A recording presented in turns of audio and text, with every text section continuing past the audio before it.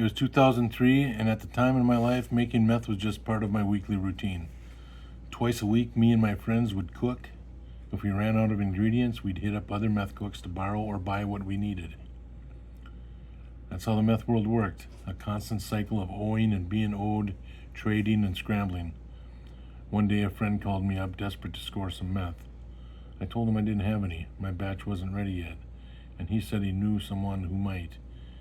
He mentioned Dan, a cook we both knew. He had just made a fresh batch. My friend said he also needed to check if Dan had a lawnmower for sale, so we figured we'd kill two birds with one stone. What I didn't know is the fact that he just wanted me to give him a ride there to pick up some meth that Dan had left for him, and that Dan wasn't going to be home at all. That's the way it is. Everybody lies to everybody, and nobody even, sometimes without even a reason to lie. How to give him a ride, anyways. I picked him up, and we headed to Dan's place, which was deep in the sticks. When we got there, the house looked abandoned. We knocked and knocked, but Dan didn't answer. After waiting a while, we gave up and decided to head back. On the way home, we pulled into a gas station for some fountain pops. I had no idea that stop was about to put my entire life on the line. We grabbed our drinks, headed back to my truck, and sat there for a minute talking. That's when it happened. Out of nowhere, two sheriff cruisers swarmed us. The deputies rushed up to the truck, barking orders.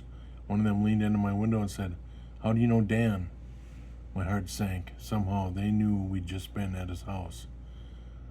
I didn't know what to say, so I stammered. I said, "We don't know anybody named Dan." And then he said, "Oh yeah, then why were you just at his house?" Uh-oh, my mind was racing. I didn't know how they knew we'd been there, but I could feel the walls closing in. The deputy took our IDs back to his squad car, and as we sat there in the truck, I asked my buddy the question I should have asked before we even left the house. "Do you have anything on you?" He looked at me, panicked, and said, "Yeah, I've got an 8-ball on me." I said, "Holy fuck." So my stomach dropped. I was furious. "What the hell, man? You didn't tell me." I was driving. If they had found the meth, it wouldn't matter whose it was. We'd both be going down. I could see the felony charges flashing before my eyes, my first felony and the end of whatever life I still had left. But then he said, "Don't worry, I already tossed it into my fountain pop." I didn't know whether to be relieved or more nervous. There it was, sitting in the plain sight in a styrofoam cup, melting away in a sea of soda and ice. If the deputies searched the truck and found it, we were done for. The deputy came back and told us to step out of the truck. Back then, it didn't matter whether they had probable cause or not. They searched first and asked questions later. I stood there shaking as they tore through my truck. They searched every inch, flipping seats, checking compartments, even looking under the hood. They didn't find anything. Somehow, by some miracle, they didn't think to look inside the fountain pop sitting in the cup holder. After what felt like hours, the deputy handed back our IDs and said, "You're free to go. Get the fuck out of here." I couldn't believe it. I was sure we were screwed, but we walked away that day like nothing had happened. Looking back, I realized how close I came to losing everything. If they'd found the 8-ball, I would have gotten my first felony right there and then. And knowing how my life played out later, that would have been catastrophic.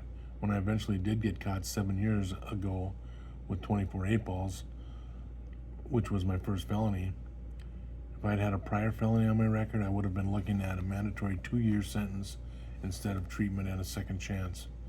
That's the thing about the meth world. It's a chain reaction. One little mistake, one careless decision, and your life can change forever.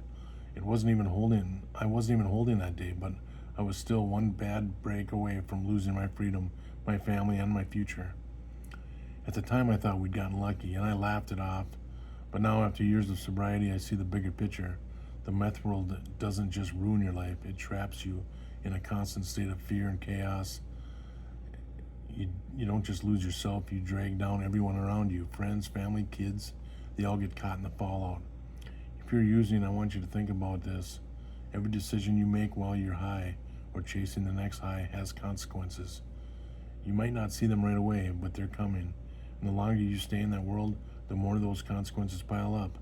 I was lucky that day, but luck runs out. It always does. I share this story not to glorify the insanity of that life, but to show you how close I came to losing it all and how easily it could happen to you. If you're out there using, I'm begging you, get out now before it's too late, because the next time you get lucky might just be your last. Thanks for watching my video. Leave a like, and we'll talk to you later.